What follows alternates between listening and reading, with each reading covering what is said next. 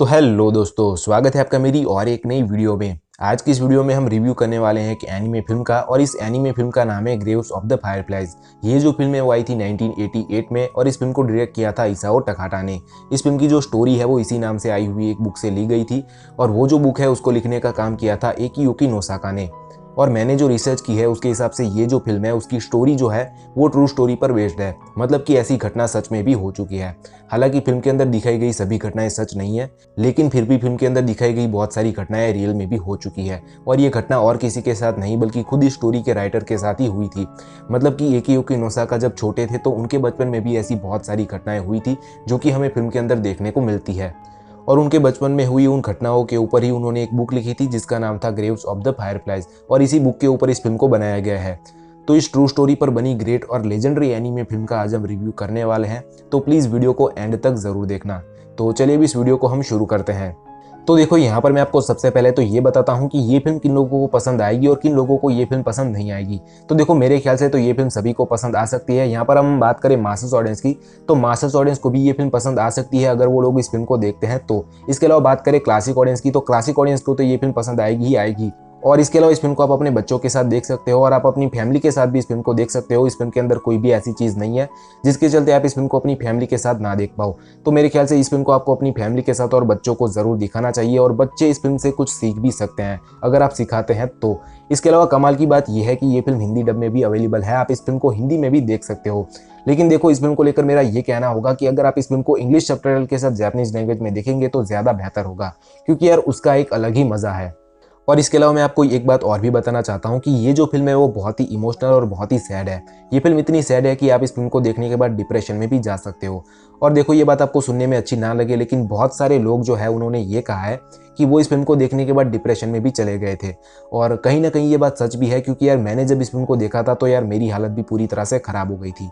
मैं इस फिल्म को देखने वक्त इतना दुखी और इतना इमोशनल हुआ था कि यार मैं अपनी ज़िंदगी में कोई फिल्म को देखकर इतना ज़्यादा दुखी नहीं हुआ हूँ। आखिरी बार मैंने एक फिल्म देखी थी जिसका नाम था कोको, और वो भी एक एनिमेटेड मूवी थी। और उस फिल्म को देखने के बाद मैं काफ़ी इमोशनल हुआ था, लेकिन इस फिल्म को देखते वक्त मैं जितना इमोशनल हुआ उतना तो उस वक्त भी नहीं हुआ था। मतलब कोको फिल्म तो इसके सामने कुछ भी नहीं है। और देखो, अगर आप उन लोगों में से हो जो कि हमेशा ये कहते हैं कि हमें कोई फिल्म इमोशनल कर ही नहीं सकती है और हमें कोई भी फिल्म दुखी नहीं कर सकती है, तो मैं उनसे ये कहूँगा कि एक बार इस फिल्म को ज़रूर ट्राई करें। ये फिल्म आपको ज़रूर इमोशनल करेगी। और इस फिल्म को देखने के बाद आप मुझे नीचे कमेंट में ज़रूर बताना कि आप इस फिल्म को देखने के बाद इमोशनल हुए या नहीं। और इसके अलावा वो लोग जो कि किसी नॉर्मल फिल्म को देखने के बाद भी इमोशनल हो जाते हैं, तो वो लोग तो इस फिल्म को देखने के बाद सदमे में चले जाएंगे। इतनी सैड और इतनी इमोशनल मूवी है ये। इस फिल्म की स्टोरी की हम बात करें तो ये कहानी है 1945 की, जब वर्ल्ड वॉर 2 के दौरान अमेरिका और जापान के बीच वॉर चल रहा था। और इस वॉर की सिचुएशन में अमेरिका ने जापान की बहुत सारी जगहों पर एयर स्ट्राइक की थी, जिसके चलते बहुत सारे लोग मारे गए थे और बहुत सारे लोगों को काफ़ी तकलीफ से गुजरना पड़ा था। और इसी सिचुएशन के ऊपर इस फिल्म के दो कैरेक्टर की कहानी है, जिसमें से एक है सेटा और एक है सेत्सुको। और ये दोनों ही भाई बहन है, जिसमें से जो सेता है वो 14 साल का है और जो सेत्सुको है वो 4 साल की है। अब इन दोनों की ये कहानी है कि इनकी जो माँ होती है वो किसी कारणों से मर जाती है, और उसके अलावा इनके जो पिताजी होते हैं वो आर्मी के अंदर नेवी में होते हैं, और वॉर के चलते वो इनका ख्याल नहीं रख पाते हैं। अब यहाँ पर होता यह है कि जो छोटी बहन सेत्सुको होती है उसकी सारी जिम्मेदारी आती है उसके बड़े भाई सेता पर। अब सेता उसका ख्याल कैसे रखता है और वो दोनों ही इस जंगी माहौल में से किस तरह से सर्वाइव करते हैं, वो इस फिल्म की कहानी है। वैसे इस फिल्म की जो स्टोरी है वो बहुत ही सिंपल है, लेकिन इस स्टोरी को हमारे सामने जिस तरह से रखा गया है वो वाकई में बहुत लाजवाब है। और ये फिल्म हमें साबित करके दिखाती है कि फिल्म की स्टोरी भले से ही सिंपल क्यों ना हो, लेकिन फिर भी फिल्म को अच्छा बनाया जा सकता है। और इसके अलावा हम बात करें इस फिल्म के कैरेक्टर की, तो यहाँ पर हमें दो मेन कैरेक्टर देखने को मिलते हैं, जिसमें से एक है सेता और दूसरा है सेत्सुको। और इन दोनों कैरेक्टर के अलावा हमें और एक कैरेक्टर देखने को मिलता है जो कि इस फिल्म का नेगेटिव कैरेक्टर होता है, और वो होता है इन दोनों की आंट।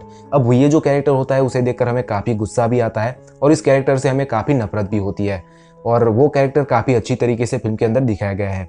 और इस कैरेक्टर के अलावा हम बात करें फिल्म के अंदर सेत्सुको की, तो यार वो जो कैरेक्टर है वो इस फिल्म का बहुत ही क्यूट और बहुत ही प्यारा कैरेक्टर है।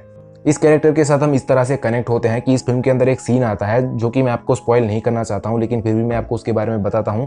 वो जो सीन होता है वहाँ पर सेता जो होता है वो सेत्सुको को एक तरबूज का एक टुकड़ा खिलाता है, और वो जो सीन होता है ना यार, वो बहुत ही इमोशनल और बहुत ही सैड होता है यार। मतलब वो सीन जब मैं देख रहा था तो मुझे ऐसी फीलिंग आ रही थी कि सेत्सुको जो है वो मेरी खुद की बहन है और उसके साथ ऐसी सिचुएशन हुई है।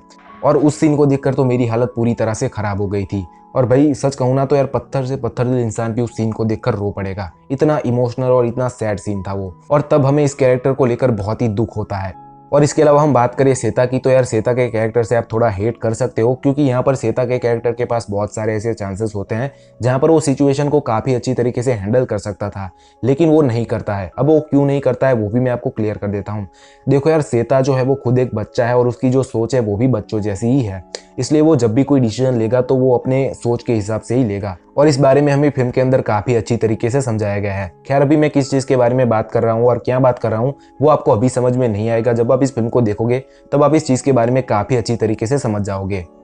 खैर, इसके अलावा हम बात करें इस फिल्म के डायरेक्शन की, तो इस फिल्म के डायरेक्शन को लेकर मैं आपको ये कहूँगा कि एक सिंपल सी स्टोरी को इतना बेस्ट बनाने का काम किया है इसाओ टकाटा ने, जिनका डायरेक्शन इस फिल्म को लेकर बहुत ही ग्रेट है। और इसके अलावा हम बात करें इस फिल्म के बीजीएम की, तो इस फिल्म का बीजीएम बहुत ही ऑसम है और हमें फिल्म के साथ पूरी तरह से कनेक्ट रखता है। इस बीजीएम की खास बात यह है कि अगर हम इस फिल्म का सिर्फ बीजीएम भी सुनते हैं ना, तो भी हमें अंदर ही अंदर एक सैड और इमोशनल वाली फीलिंग आएगी, जो कि इस म्यूजिक को बाकी फिल्मों के म्यूजिक से काफ़ी ज़्यादा अलग करती है।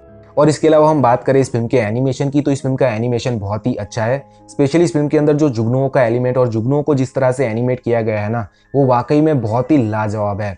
और वैसे भी ये फिल्म 1988 में आई थी और उस वक्त के हिसाब से इस फिल्म का एनिमेशन बहुत ही ज़बरदस्त है।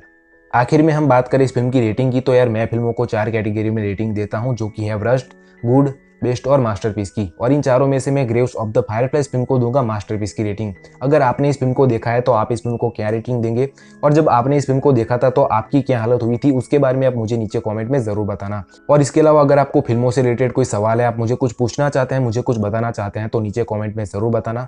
और अगर आपको ये वीडियो पसंद आया है तो वीडियो को लाइक कर देना। इस तरह के और भी वीडियोस देखना चाहते हैं तो चैनल को सब्सक्राइब कर देना। मैं आने वाले समय में एनीमे से रिलेटेड बहुत सारी वीडियो अपलोड करने वाला हूं, तो अगर आपको एनीमे में दिलचस्पी है तो चैनल को सब्सक्राइब करके बेल आइकन दबा देना, ताकि जब भी मैं कोई वीडियो अपलोड करूं तो उसकी नोटिफिकेशन आपको तुरंत से तुरंत मिल जाए। तो चलिए, मैं आपसे अब फिर मिलूंगा एक नई वीडियो में, तब तक के लिए बाय बाय।